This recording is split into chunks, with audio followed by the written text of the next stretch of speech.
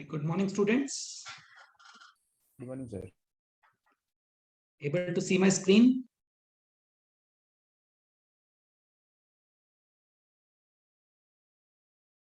Are you able to see my screen? Yes, sir. Good. We'll wait for another couple of minutes and then we'll start.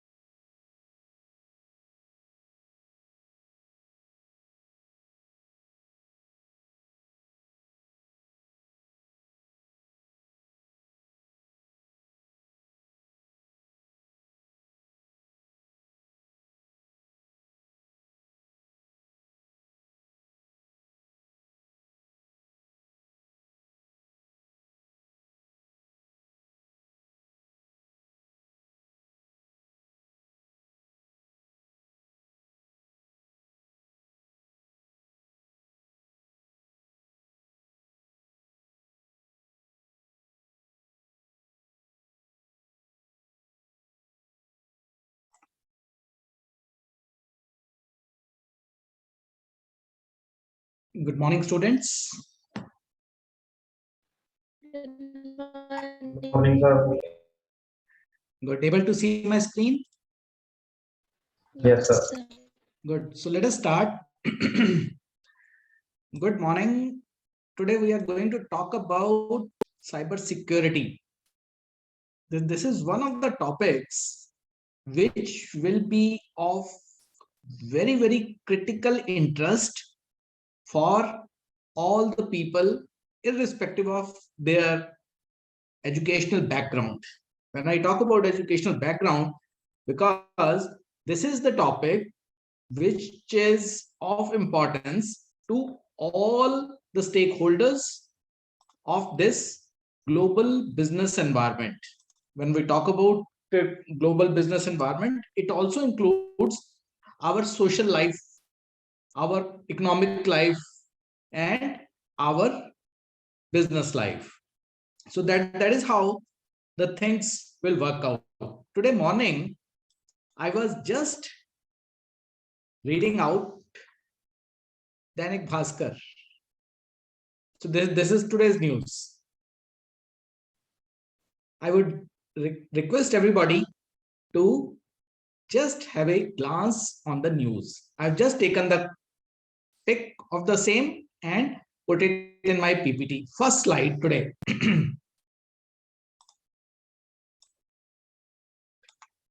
Crypto platform से hackers ने उड़ाई 600 करोड़ रुपए की currency.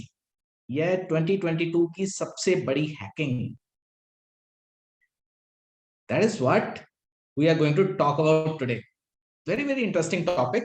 I would request everybody to contribute whatsoever you feel like, because this topic is of general relevance. What these people have done today morning. So there's a crypto platform, and they have stolen, they have hacked their cryptocurrency of around $8 million. That is how things have moved. What they have done, they have hacked their cryptocurrency, and now the crypto platform company is talking with those people to help return the cryptocurrency, and in return, you might have seen the third line, लौटाने की अवज में bug bounty की पेशकश की. Very, very interesting. Now, few things we are going to talk about today, and I would request everybody to do your homework also, because you do have Google available with you. Bug bounty. Bug bounty is one particular reward which companies give to ethical hackers. Now, I have used one term, ethical hacker. I'll talk about that particular thing also in next few minutes. So I would request everybody to be with me. That is how things are going to move for the next 60 to 90 minutes. Baddi में crypto currency के नाम पर 40 लोगों से 4 करोड़ रुपए ठग गए. So these two news items, I think this is the starting point. This is the starting point, and that is how we are going to talk about. So Aditya Aman has a very, very good question. Crypto is based on blockchain mechanism, so how they hacked it? Very good question. Thanks, sir. Aditya, for asking this particular question. I would request you to spend 1 minute in reading out, or else I can do that. What they have done, hackers have done infinite mining. वो कहते हैं hackers ने Binance Smart Chain पर उधार लेने के लिए असीमित explosive Ethereum की mining की. That is the answer to your question. So slowly and slowly, if you do have infinite computing power available, infinite means large amount, and they have done that particular Ethereum mining and stole certain information. Nitty-gritties, technicalities, definitely we'll discuss in a other session. But yes, this is what people are doing. Now let me give you, so that particular news item gave me a very good particular thing for today's session. So that was the reason I put this particular news clip. Devanshu says, I think they did not hack the blockchain thing. They had just did explosive mining and then they got into the Binance Smart Chain. Answer is yes, that's what I'm talking about. But yes, a lot of nitty-gritties are there. A lot of nitty-gritties are there. When we talk about nitty-gritties, there are n numbers of ways. So that's what we are going to discuss today. So when we talk about few big hacking attacks, data breach attack. So first was Yahoo. Yahoo data was stolen by cyber criminals. Over 1 billion accounts may have hacked. That's what the report says. So that particular account has certain information, your username, password, phone number, email ID. Very, very critical for you as user. So that is what first data breach happened. There are many others. So we are taking few examples. Next, anybody has heard of the name Logic Bomb? Anybody? Very interesting thing. It primarily happened in 1982 between US and Russia. So let me give you a brief of that. That was the most devastating attack in the history of cyber crimes. What happened? This was beyond monetary affairs. It involved the Americans embedded a piece of code to the Russians during the Cold War of 1982. There was a Cold War happening between Russia and US. If somebody is following the global politics. Once that code was executed, there was a natural gas between Serbia and Russia. And that particular gas pipeline was exploded. That was Logic Bomb. And it was successfully done by the US. One of the most devastating attacks in the history of cyber crimes. WannaCry. Many of you might have known this. WannaCry ransom attack. It happened in 2017. What happened actually? There was primarily an email attachment delivered to various agencies, and that attachment had one virus. WannaCry. That was what ransomware started off. It locked all MS Windows powered systems, eventually demanding a ransom for unlocking them. Around 300,000 computers over 150 countries were affected. And many of them paid the ransom also, because that data was very, very critical for them. So it is imperative for us to understand what is happening. When we talk about WannaCry, it was one of the attacks one of the devastating attacks we in this particular digital world have ever faced. So it all started from the UK to US to China to Russia to everybody. We Indians were also affected. If somebody goes back to 2017 and just check it out, that is how WannaCry ransomware happened. The next, after WannaCry, it was Petya, non-Petya, Getya, GoldenEye, ransom attacks, ransomwares. It was primarily hit the networks of many large companies. It again encrypted the hard disk of notable clients like US pharmaceutical companies, Danish ship companies, Russian oil giants, and all that. And when it was actually observed that this particular cyber attack was focused against Ukraine economy, that is how things moved.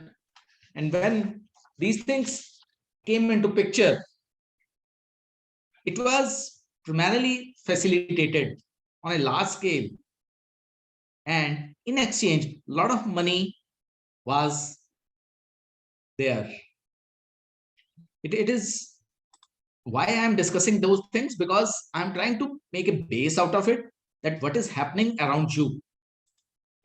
And when we talk about next, Sony Picture was hacked in 2011. In 2011, over 100 million customers' details were hacked. And it is primarily said that around 175 million USD dollars were exchanged.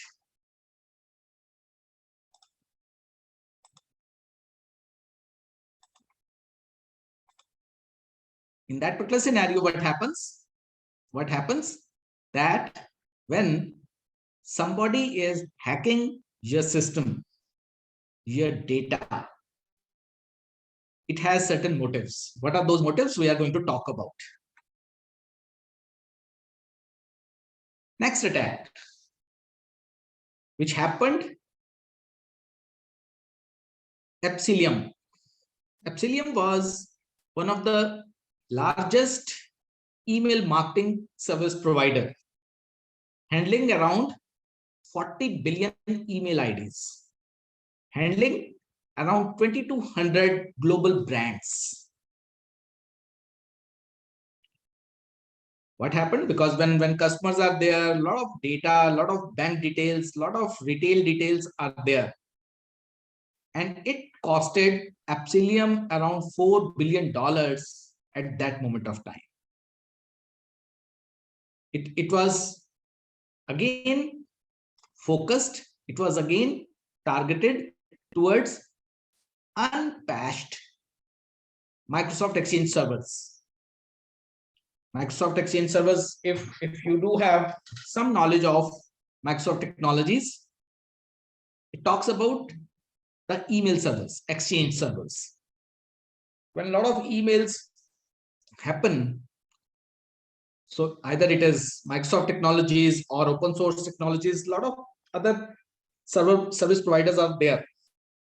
But what happens, you might have seen, everybody in this class has laptop. If you do not update your operating system, so when we talk about operating system, so there are various patches being floated. If you do have a legal software license of that operating system, and what happens that yes, if your operating system is not having the latest patches, it is prone to hacking. So that is where I would suggest everybody to use legal softwares and then make sure that those softwares are regularly updated. Otherwise, you are prone to hacking. Next, big thing happened. LinkedIn. LinkedIn accounts were hacked, around 167 million. Huge number.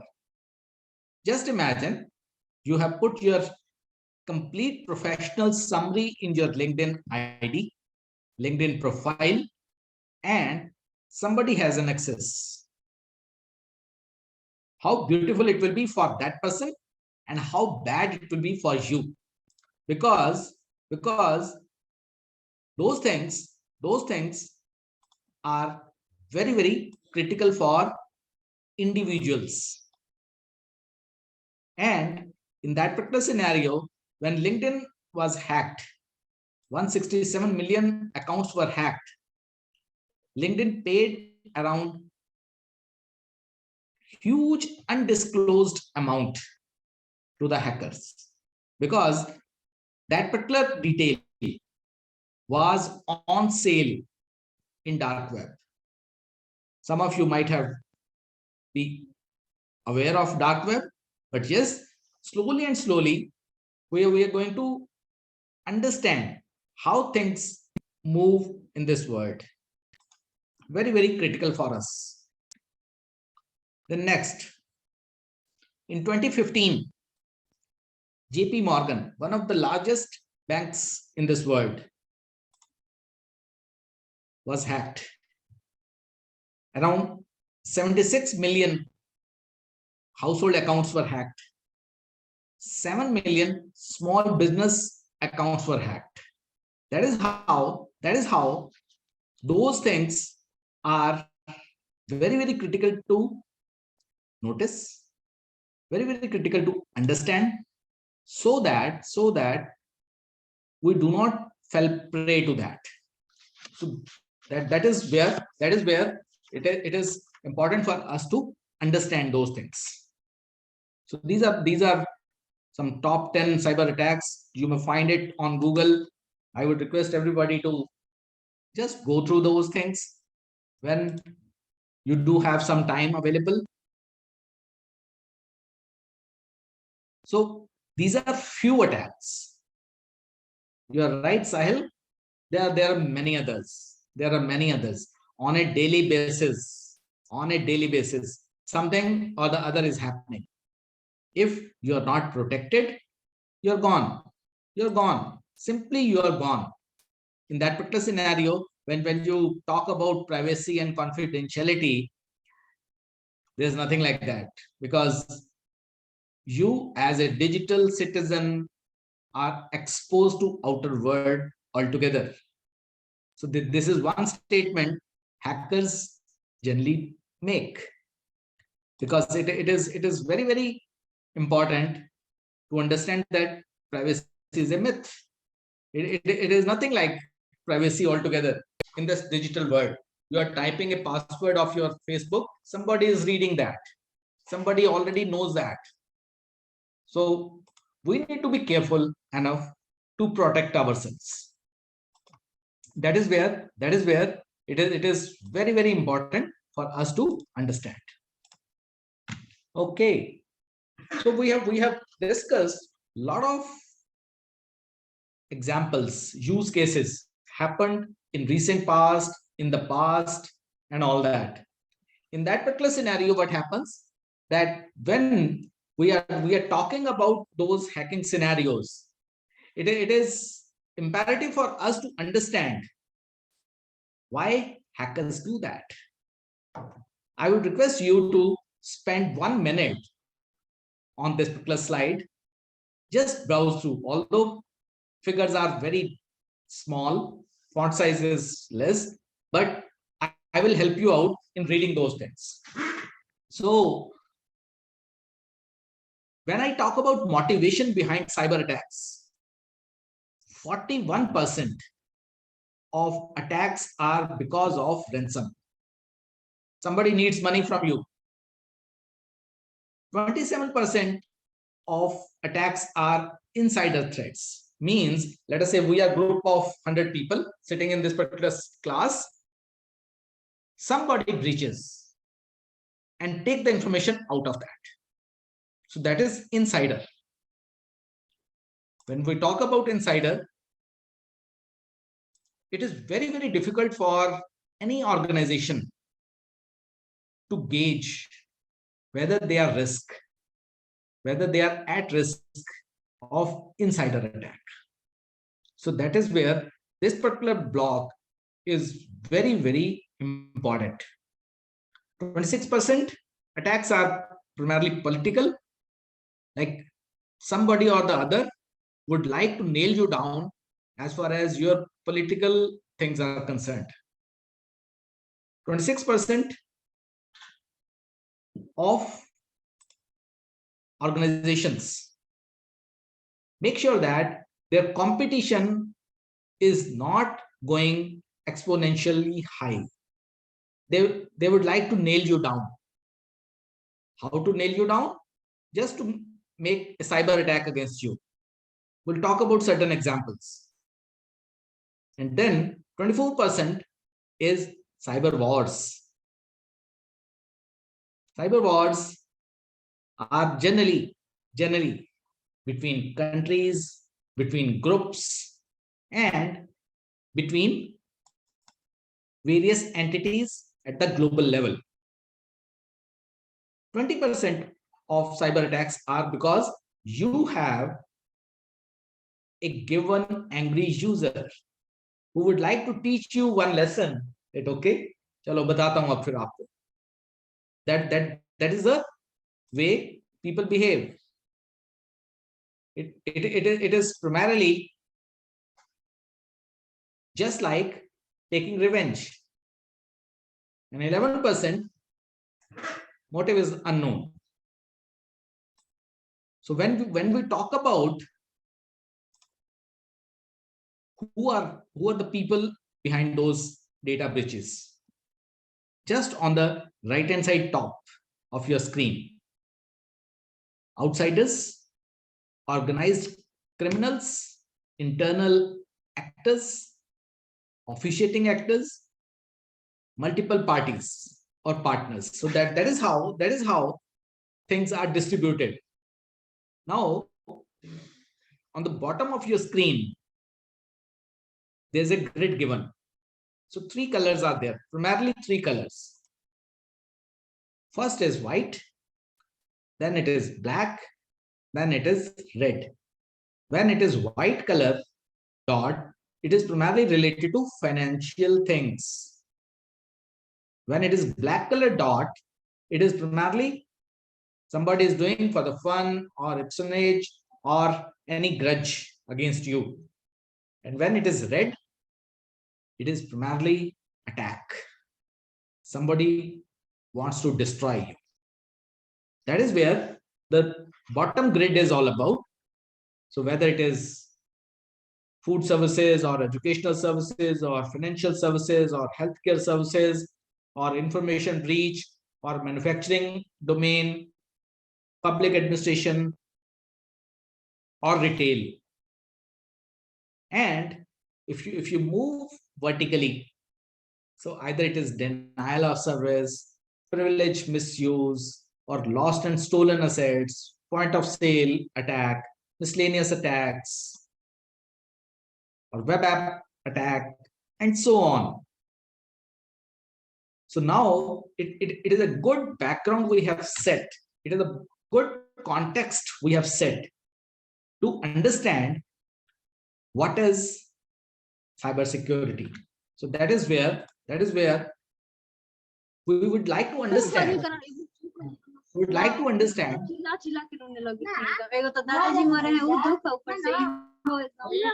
Can you put yourself on mute? Everybody. Can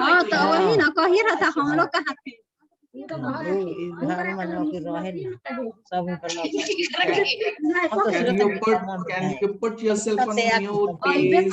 में आ जाएंगे तो लड़ाई लिखल है. Can you put yourself on mute, please? Hello. Rasuwa देखा तब ना रसुआ साथे ना अजबे करे थे तुम कहां जाए कभी ले कह रहे जाए जाए जाओ कहां जाए Hello. जान दीजिए चलिए इधर चलिए कब से तुम कह रहे चलिए चलिए कहां चल Hello. नहीं चले Hello.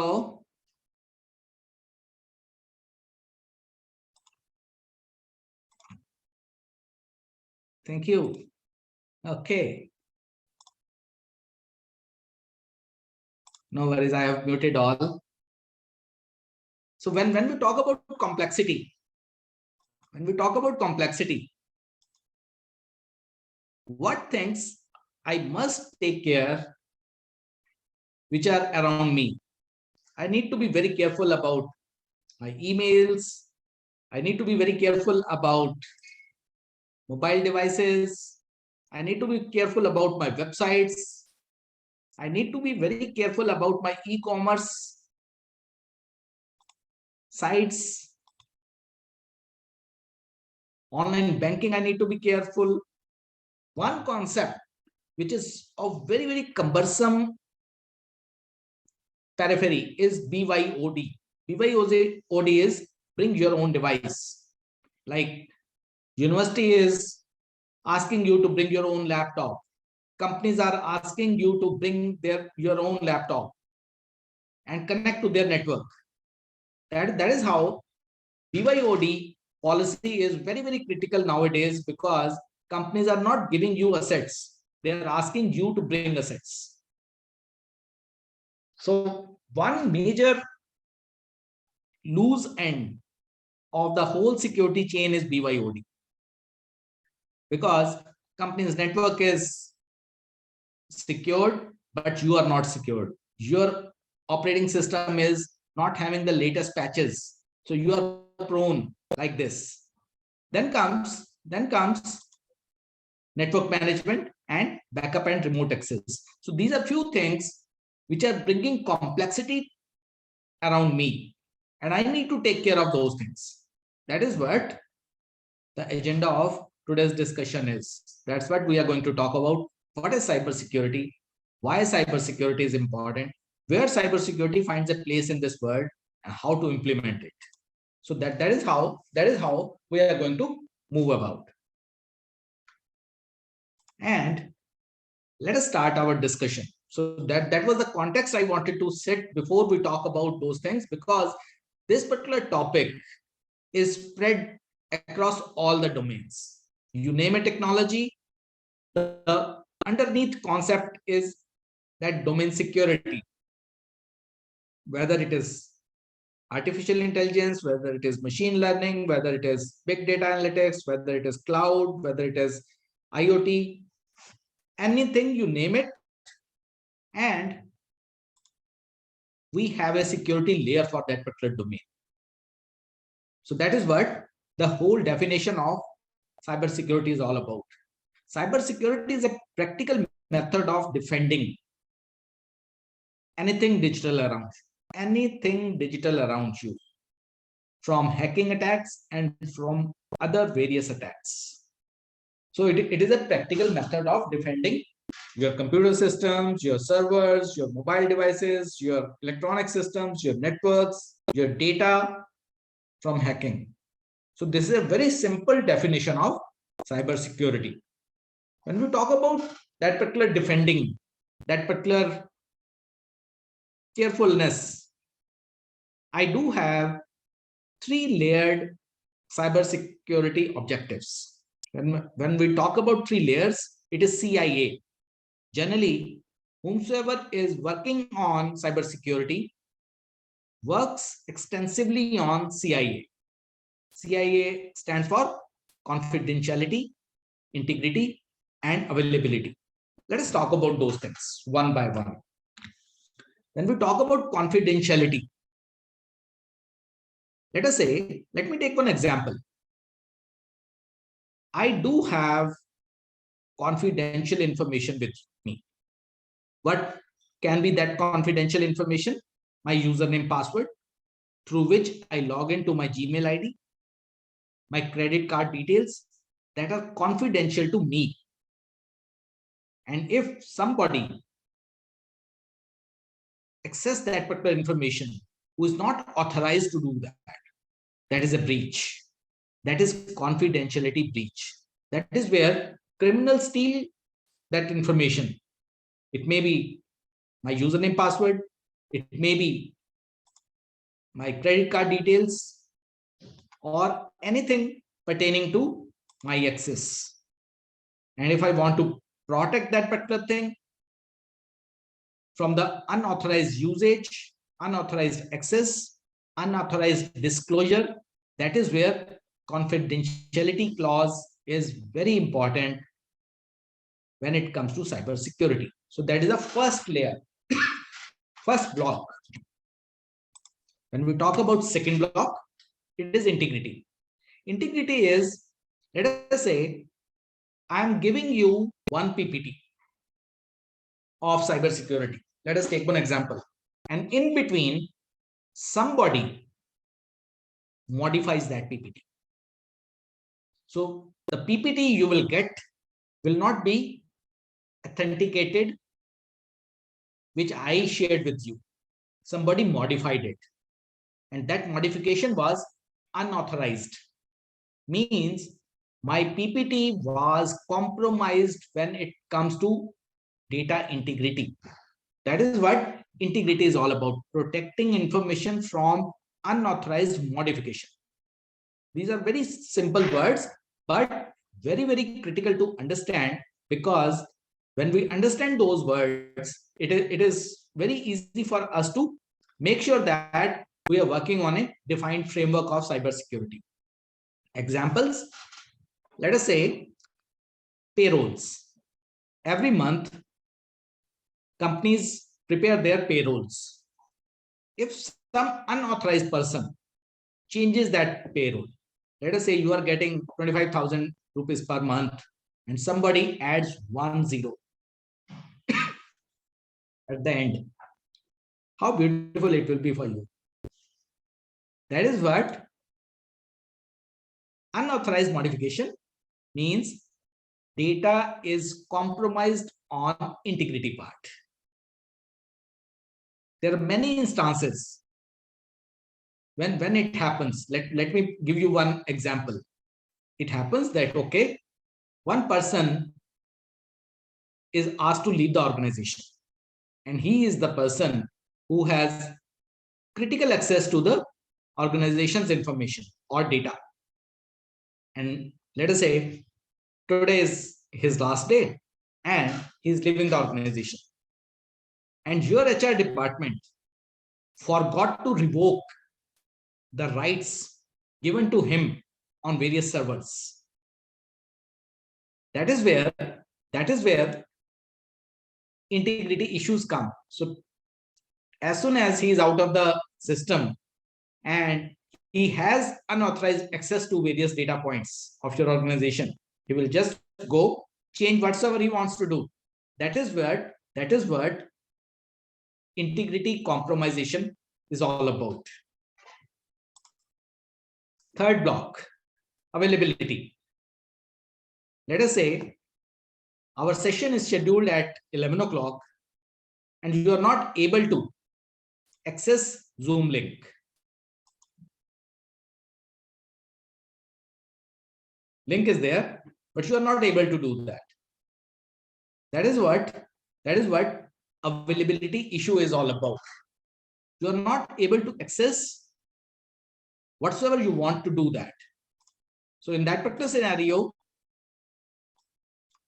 when it comes to availability of data, it is preventing disruption in how information is accessed. So this is about CIA. Whenever you are starting a career in cybersecurity, these three blocks are very, very critical to understand. So this is chapter number 1 of cybersecurity, to understand CIA: confidentiality, integrity, and availability. Because this is a global framework which will help you to understand those things. Okay. Just recall when we were talking about one slide, where a lot of attacks were written. It was DOS, DDoS attack, MITM attack, phishing attack, SQL injection attack, XSS attack, waste dropping attack, and all that. So this is some samples. This is not a consolidated list. Consolidated list will be around 100 attacks, 100 types. So because we have a very limited time, so I have taken few attacks which are very, very common,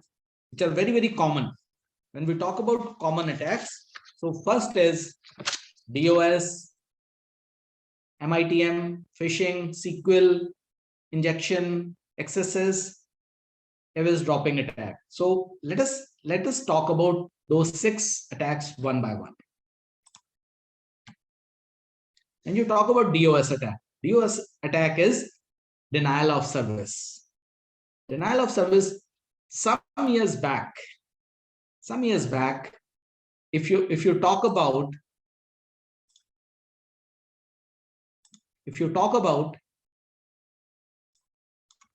accessing a website, let us say that website is very, very critical for the success of a given business, and your competition do not want people to access your website. What they will do, they will just flood your website with malicious request, and that particular malicious request can be very easily generated through computers. There are simulators available. You just need to put one URL of that website with some defined usernames, which as attacker you do have. What will happen? Those unwanted malicious requests will just clutter your network, and people, the authenticated people, will not be able to access your website. So if I define that, a denial of attack is an attack where cyber hackers protect a computer system from giving legitimate requests by overloading the network. So there will be unwanted malicious requests all over again. Just unwanted and fake traffic will be created, and that is how you will be denied of a service. That is what denial of service attack. There was also one point written DDoS, that was distributed denial of service. So it is next step of DOS. So this is one type of attack which attackers, intruders generally do to prevent authenticated users to access your website. Second, MITM attack, man in the middle attack. So there is one user, there is another user who would like to communicate with each other through a given original connection. But what MITM will do, it will create another point which will act as a router between those two users to do the needful. So a man is standing between you and the other authenticated user, original user, and that person is listening to whatsoever you are talking. Listening means whatsoever data you are exchanging, the person is observing. So this is a very, very common attack nowadays, which happens to be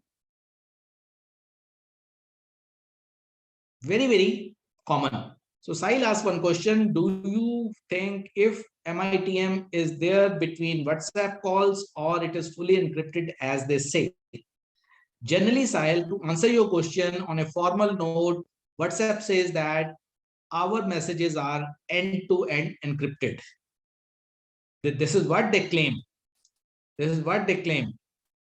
And if somebody is sitting between, they may not be able to read your message because that is encrypted. But there are many people, many entities, many hackers who can decrypt your message. So in totality, whatsoever they claim is not true. Okay. Third attack, phishing. Primarily, people say, generally whomsoever is protecting your network, they say that if you are getting an email from unknown source, do not open it. Number one. If you have opened that particular thing, do not open any attachment along which has come to you along with that email. If by mistake you have opened any link or attachment, you are prone to getting hacked. That is what phishing attack is all about, right? So one example, many times you will get an email that, okay, you have won 2 billion million prize money in a lottery. Click this particular thing to update your details and we'll send you the money. Many people who are not aware of this particular type of attack will just click on that link, fill up the information, and you are gone. Your credits, your money, your credentials will be stolen, and you will be at the mercy of the attacker. That is how things move. Next attack, SQL injection. Let me give you one example first. Then we'll talk about SQL injection. Few years back, not now, few years back, what happened that whenever you are checking your 10+2 result on CBSE website, so you enter your roll number and your date of birth and click enter. Your result will be displayed. At that moment of time, what was happening in the address bar? Address bar contained your roll number and with some junk. If let us say your roll number is 120, you make a change in the address bar, replace 120 by 121, just click enter, and you will be able to see the result of the person having the roll number 121. Similarly, 22, 23, 24, and so on. That was primarily SQL injection attack in a very novice situation. So SQL you will be learning in coming semesters when you will be learning about DBMS. What happened that you are going to insert a small script either into address bar or into a web page or a website, and that particular malicious query will fetch you some data. So this is a simple definition of SQL injection attack. SQL full form is structured query language. So you just write a script, SQL script, and just put it across to either a website or a web page or a database or anything, and you fetch that data out of that system. So that is what, Aditya, you are right, it is information gathering without any proper authentication or authorization given to you. You're not authorized to do that, but you have done it using SQL injection. So this is a very novice starting point of hackers. If people are starting the cyber security, they just play with SQL injection. So this is the starting point. Okay. Next is XSS attack, cross-site scripting. Let us say you would like to access one web page, but what attacker has done? Attacker has planted a script. Attacker has injected a malicious script into that web page. And when you are accessing that particular web page, that malicious script will fetch data out of it and send it to attacker. And attacker can have a direct control on what you are doing, what you are browsing, and all that. So this is also a very basic starting point attack as far as cyber security domain is concerned. Eavesdropping attack, just like MITM, it was happening between two users. It is happening with eavesdropping attack is primarily happening between two systems, two enterprises. So attacker is just making sure that whatsoever source and destination exchange their data, it is through him. So these are few starting attacks. Then there are many malware, there are many viruses, there are many malicious viruses available across. So list is very large. So if you plan to make a career in cybersecurity, it is very important for us to understand how attackers think, because generally they say that if you do have 100 ways to protect your system, hacker will find 101st way to hack your system. So you need to be at least 2 steps ahead of hackers to protect yours. So this is a fight between rat and a cat. That is what I would term like. So when we have understood what is cybersecurity, what type of threats are there, now let us talk about what type of peripheries we need to manage as far as cybersecurity is concerned. So few things we need to understand that yes, I need to manage network security. I need to manage my application security. Overall, I need to manage my information. Overall, I need to manage my operations. And then in today's world, cloud is a horizontal technology. Tomorrow we are going to talk about cloud. So these are the 5 securities I need to manage if I'm talking about my cyberspace. So first thing first, when we talk about network. So network, whether it will be internet, whether it will be web connection, whether it will be my secured network, whether it will be firewalls, whether it will be my web servers, whether it will be my DMZ. DMZ is demilitarized zone, where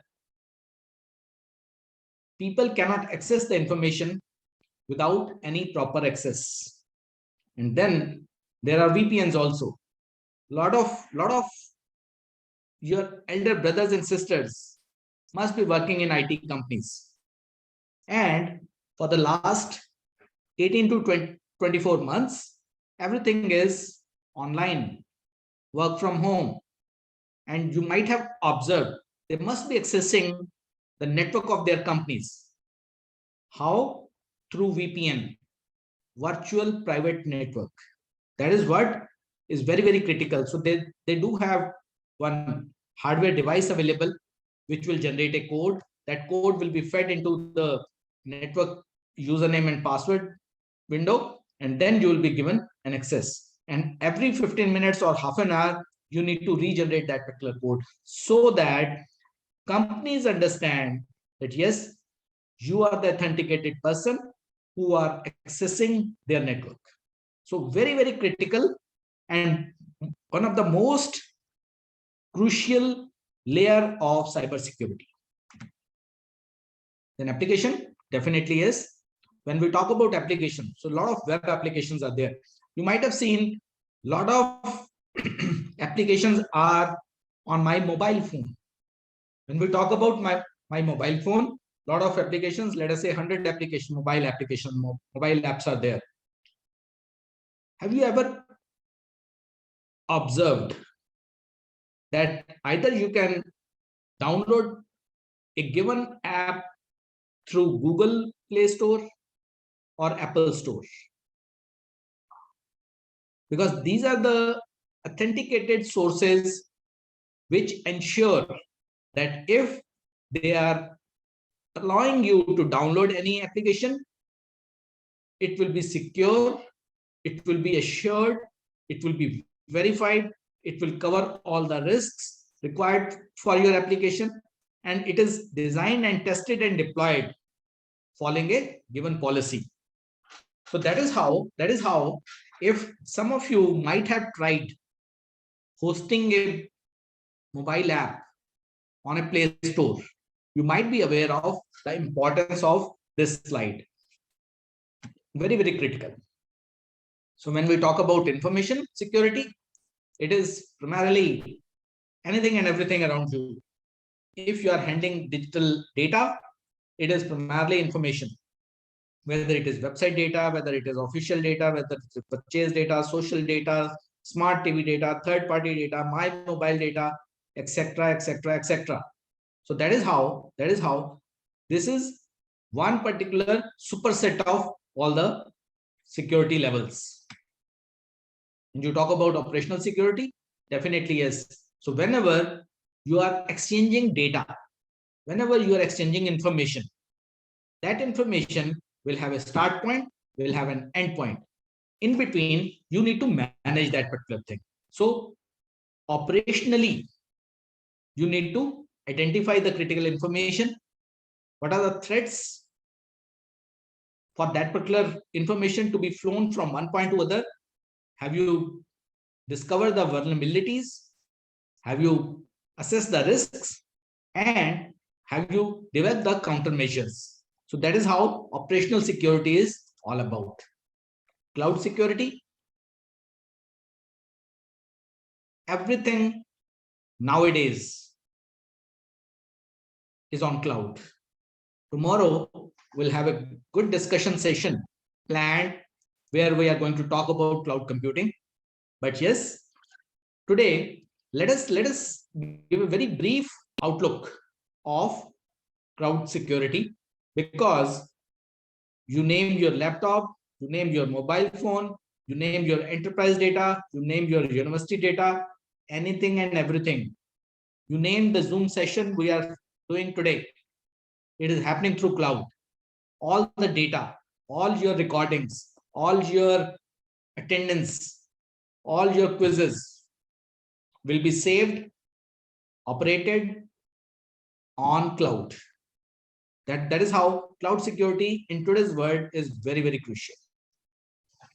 Then we move to, we have talked about various management techniques, various threats also. Who does that? We would like to understand who does that. So there are three types of hackers or attackers. One is white hat attacker, one is gray hat attacker, one is black hat attacker. So let us try to get a gist of those things so that we understand what are these three people doing over here.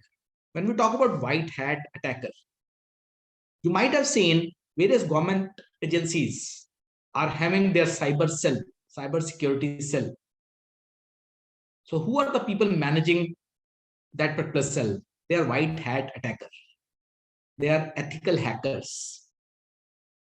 They are aware of the complete cybersecurity infrastructure. They help governments, they help organizations to build an infrastructure which is secured from cyber attacks, because their prime objective is to make sure that data is not stolen, nobody with unauthorized access barge into your network or create some recklessness.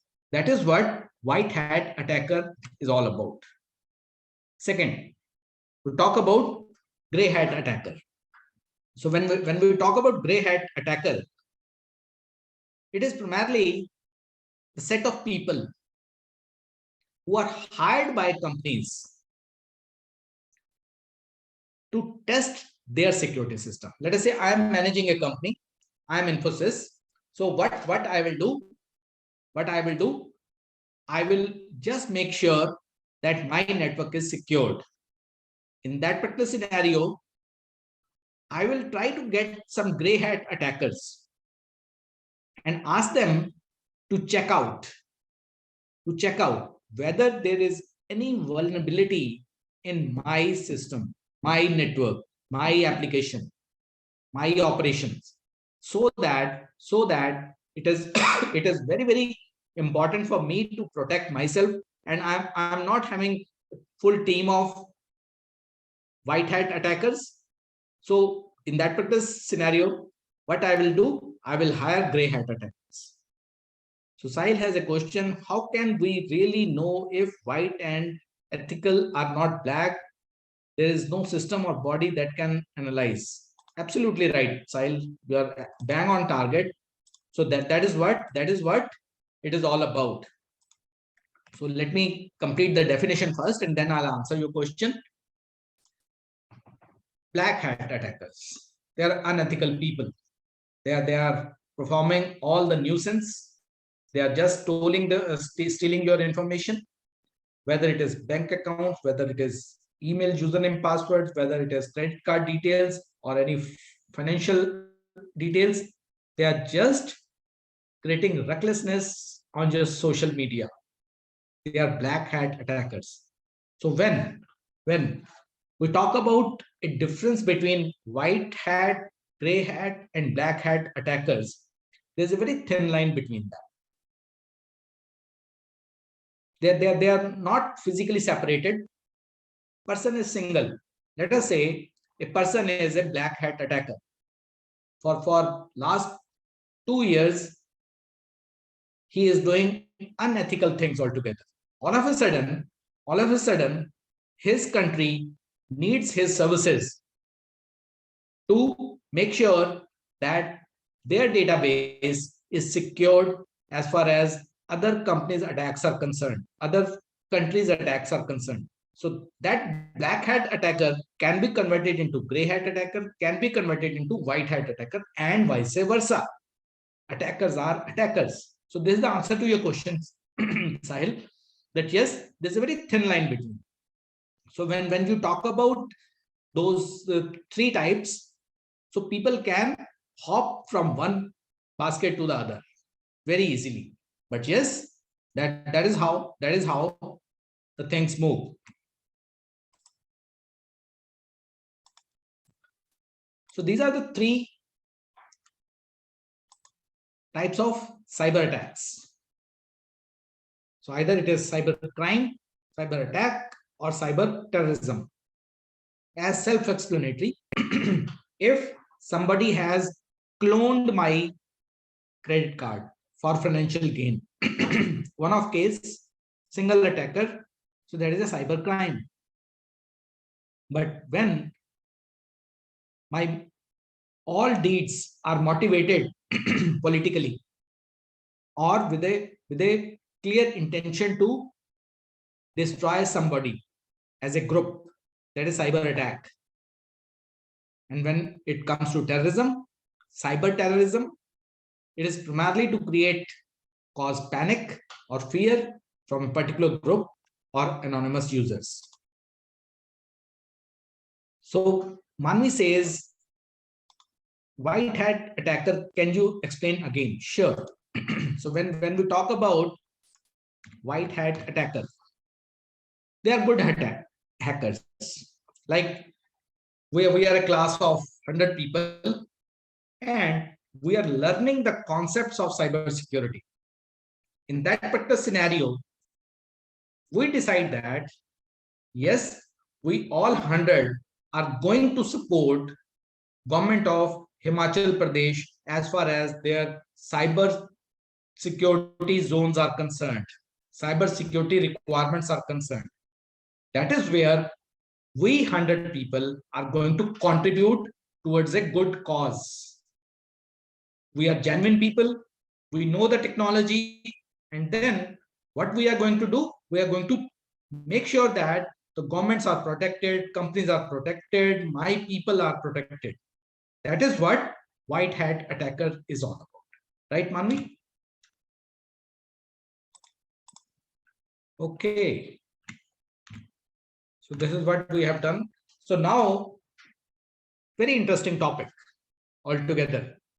When we talk about cyber security frameworks, so this particular discussion will give you some pointers that yes, that is what I can do in cyber security. So let me, so it is identify, protect, detect, respond, and discover. 5-step framework. So let us talk those 5 steps one by one. So first is identity. I need to make sure that I identify that these are the digital assets I do have, these are the systems, these are the data in my organization, and that is how I need to manage. And if you see on the right hand side, so there is a matrix being prepared as far as risk management is concerned. What is the likelihood, and if this happens, what is the impact? So I need to identify that risk in my organization. So this is first step. Examples: what are the assets I need to manage? What are the risks I need to manage? What is the governance model I'm going to follow? What is the business environment and processes I am going to implement? What are the hardware and software inventories I'm carrying? So these are few points I need to identify. So step number 1, if you are a cyber security expert, first thing you need to identify. Second, you need to protect. Protect means, examples, I need to manage the assets whatsoever the company has. I need to conduct regular backups. I need to make sure that sensitive data is protected. I need to make sure that regular patchwork is being done on all operating systems. I need to make sure that there's a recovery plan available. I need to train my employees also under this particular category so that my employees are aware of the technical nitty-gritties of cybersecurity. So this is what I have already done. So I have identified my all assets.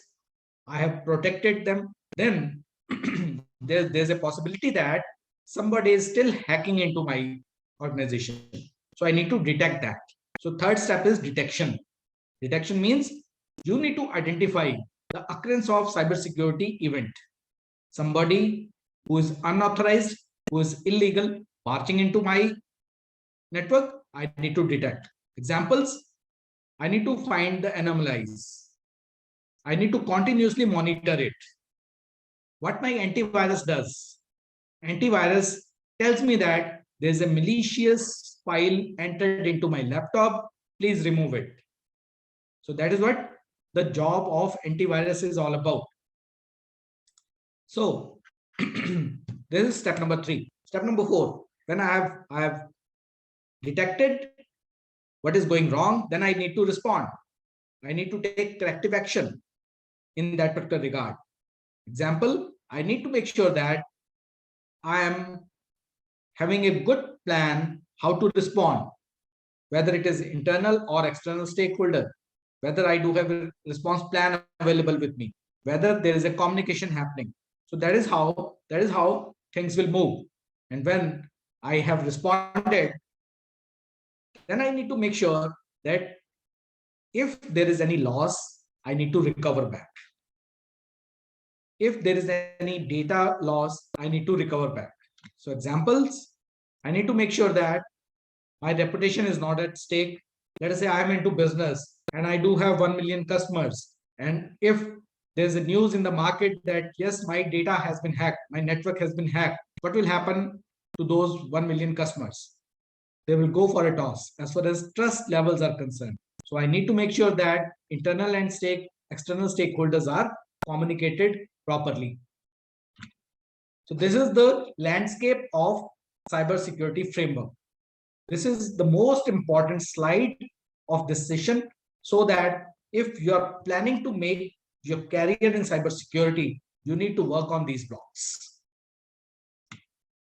Everyday tips. Be careful. Do not acknowledge links and voice calls from unknown numbers. Do not click unknown attachments. Make sure that your systems are protected. Make sure that you go for multi-factor authentication. Certain people are not aware of multi-factor authentication. This happens, like you might have seen that you enter your password side by side, you need to enter your OTP, which will come on your mobile. So two devices are interlinked. That is multi-factor authentication. So never give out your username and password and all that. So those are the things, everyday tips. Now, what I need to learn as far as cybersecurity is concerned. So this is my last topic of discussion. So it is important for us to understand what I need to protect. Just see the left-hand side, components. So block 1 is data at rest. Block 2 is data in transit. Block 3 is again data at rest. When I talk about block 1, it is at the user interface. And if I talk about block 3, it is at the server end. So both are at rest, but at different places.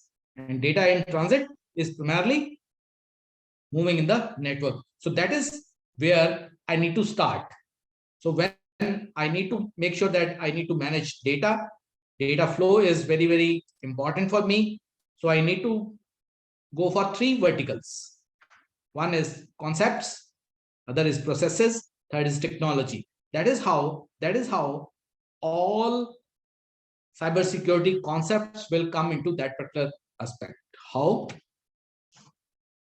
So this particular slide, I would request you to spend a minute on this. Try to understand that if you would like to make your career in cybersecurity, this is what you need to work on. If you want to make sure that data at rest at the user interface is secured, you need to make sure that you are aware of CIA, then you are aware of core operating system, Windows and Linux, and then you are aware of, let us say, mobile security. If you go by block 2, data in transit, definitely yes, you need to make sure that you are aware of network security. When you talk about processes and frameworks, let us say security architecture, VPN, firewalls, how to manage those things. And when you talk about technology, definitely network forensics is there, adaptive security is there, ethical hacking is there. Move to block 3, it is primarily talking about data at rest at the server. So means server security, malware analysis. When you talk about frameworks, it is primarily data center security, information security management and governance, smart grid security like IoT. And when you talk about technology, penetration testing, server forensics, database security, and virtualization. So that is how the complete framework of cybersecurity is on your screen, and you need to pick blocks based upon this, whether you would like to make a career-based learning or you want to make it knowledge-based learning. So horizontal blocks are knowledge-based learning and vertical blocks are career-based learning. That is how things move. Thank you. So any questions?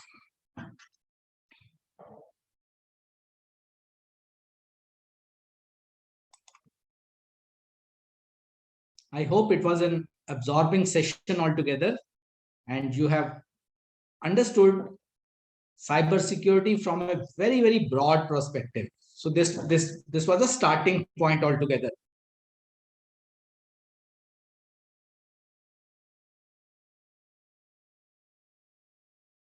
Good. So if there are no questions, we can wind up the session.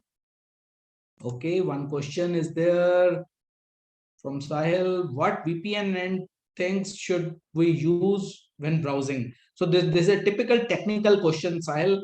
When you talk about VPN, primarily there are software ways to handle VPN. There are hardware ways. Generally, organizations go for a combination of these two. It is not safe to go for only software or hardware. It is a combination. So this is the answer to your question. So another question, there is one doubt that cybersecurity, is it will teach to us in universities, or how to approach the syllabus or requirement for it. You will have an option to go for a specialization in cybersecurity when you will be in third year. So complete third year will be spread across cybersecurity specialization as one of the verticals. So interested students can opt for that. So can we use proxy chains instead of VPNs? Answer is yes, and answer is no. There are pros and cons of both the things. We need to deliberate on those things based upon the scenario in which we are going to implement it. Any other question, please?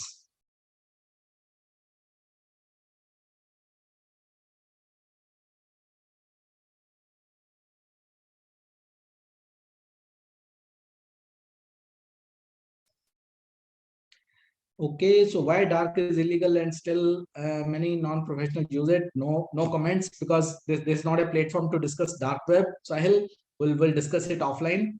What is gray hat attacker? I joined later, sir. No worries. Gray hat attacker is a person who is hired by companies to just highlight the vulnerabilities in their network.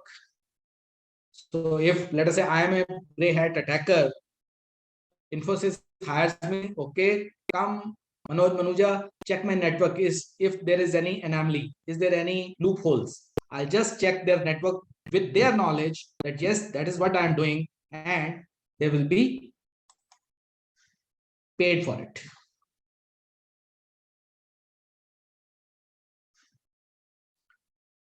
Are black hat attackers and what they do is a good practice? This is an open-end question, like whether we promote terrorism or not. Similarly, whether we promote black hat attackers or not. So this is the answer to the question. Do you find any pros and cons in an anonymous group? Yes, there are many pros and cons. We can discuss it offline.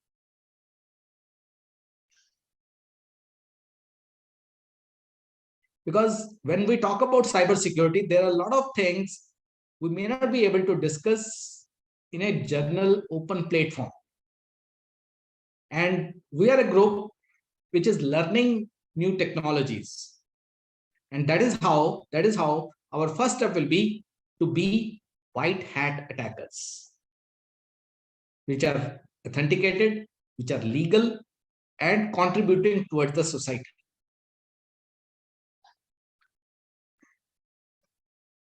Okay. Thanks, students. It was a good interaction. We'll meet tomorrow to discuss about cloud computing. That will be the fifth and the last topic of our subject, where we are going to talk about new technologies. Thank you.